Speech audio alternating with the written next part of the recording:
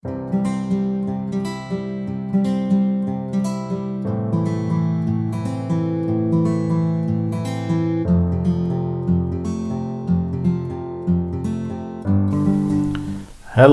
and welcome to the Social Work Survivor's Guide. We're going to be looking at community organizing today. Talk a little bit about what is community organizing, what does it mean to organize for community change. We're going to be reviewing some of the main aspects and effective aspects for community organization. And then we'll talk about how we can begin to implement and integrate some of these aspects into our practice. I want to thank you for joining me, and please subscribe, like, and share. The only way that we will grow is through sharing the information and connecting the information with others. So make it meaningful for yourself. Spend a little bit of time. Tell your colleagues and your friends to subscribe and like the channel, and we will all grow together. So let's begin to look at what is community organization. What are some of the strategies in terms of community change and improvement, and what do we really mean, and what does it mean really when we talk about organizing? So let's step back a little bit and let's think about, some of you, most of you, are probably aware of the different levels of analysis that we have. We often like to stratify those levels of analysis. We think of them as micro, meso, and macro levels. Now, one of the concepts that's really important here is that the stratification of these levels, we tend to think of them as being separate.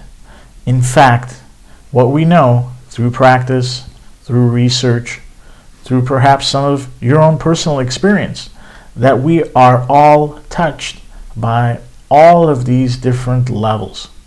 The consumers that we work with are impacted by macro level, big community structures and institutions, ideas, rules, regulations, policies. We know they're impacted at the group level in terms of their peer interactions and whether they have peer support, social support, or they don't. And we certainly know in our work that at the micro level, the person and environment approach and the way that genetics, the environment, impact the person at the individual or micro level. So when we try to think of these things as a stratification, we sometimes lose the larger context of what's really happening. Now, in community organizing, our goal is to focus at the micro level. We do want to focus on big structures, big institutions, organizations, communities, states, countries, and even if we want to think about it at a global level, what happens at a global scale impacts us in our own societies, and that trickles down to us at an individual level. The rules, laws, and regulations of a society impact us. So when we think about organizing, we want to think about this macro level concept and construct, but we want to also think about what happens when institutions, large-scale structures, begin to impact people at all levels. So what does it mean to organize? And a lot of these materials come from and are adapted from the community toolbox, which you hopefully have access to. I'll provide a link if you don't. This is a wonderful set of information that's available for everybody to really look at and investigate community organizing in a way that's tangible. So what do we mean by organizing? What does it mean to organize? So community organizing is the process by which people come together to identify common problems or goals. Really important. Common problems or goals. Mobilize resources and in other ways develop and implement strategies for reaching the objectives they want to accomplish. This is really key when we are working as an organizer. When we are organizing people, we are working on behalf of the individuals, the people in those communities.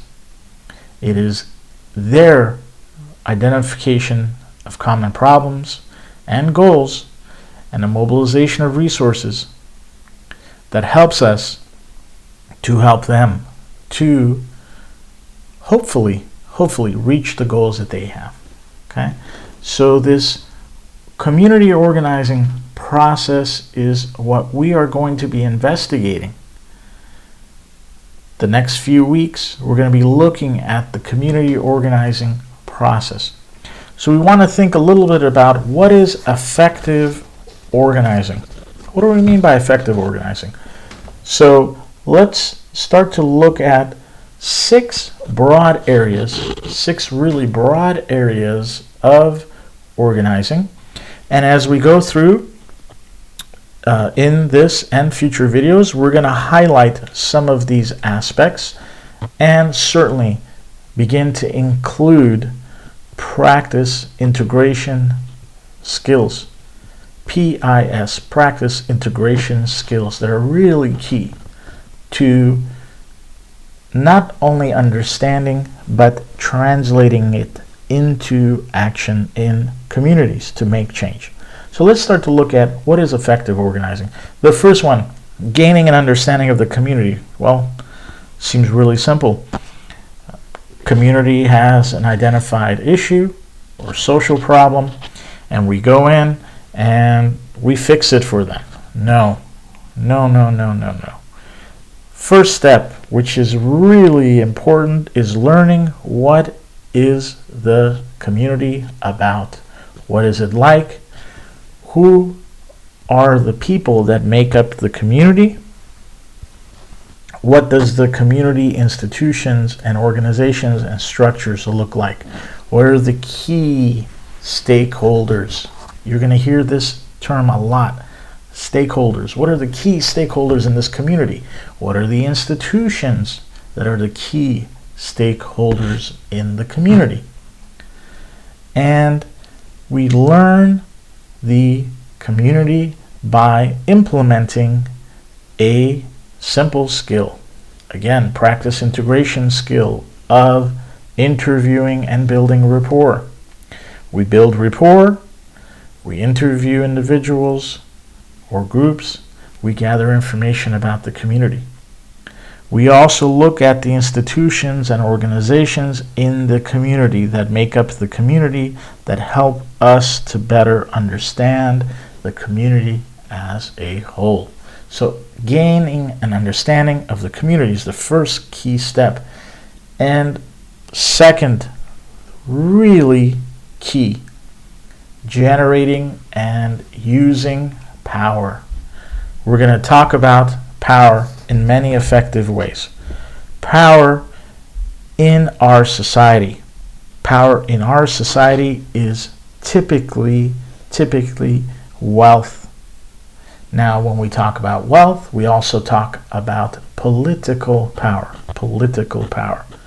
So, in order to understand and generate power, we need to understand the different kinds of power that there is. So, there's largely four types of power. The first, political legislative power. Passing laws, advocating for laws, interpreting and analyzing laws, rules, regulations, holding to the elected officials what we have elected them to do, which is hopefully with our best interests, integrating, developing, writing policies, rules, and laws to help represent what our desires are. Political, legislative power. 2, consumer power. Consumer power. This is really key, has been very key in the last 20 years. We have seen the importance of consumer power, how consumers can begin to boycott products, how consumers can begin to fight against corporations by, for example, entering and accessing shares and becoming shareholders to then become stakeholders in the corporations. So, consumer power. Next, legal regulatory power. Legal regulatory power. This is a little bit different than political or legislative power. We're now talking about utilizing laws that are in place to our advantage in the communities to effect change. Very simple example. We have here in California very pro-renters' rights rules and regulations. And we can utilize those basic legal rights.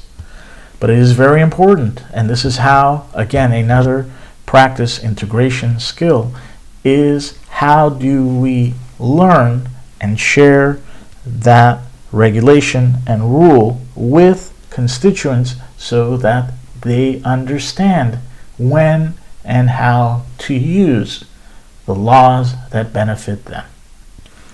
Legal regulatory power. The next, and I would argue most important, is disruptive power. We will look at Alinsky, Sal Alinsky, a very famous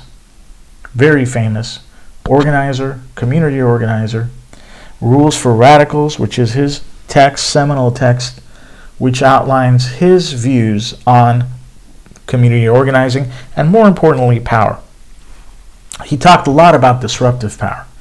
Now, there is some debate. We need to think and understand and look at, in the larger context, when we talk about disruptive power, we are talking about conflict and strikes and the such. So we need to understand the force and might of disruptive power has to be limited in its use at times.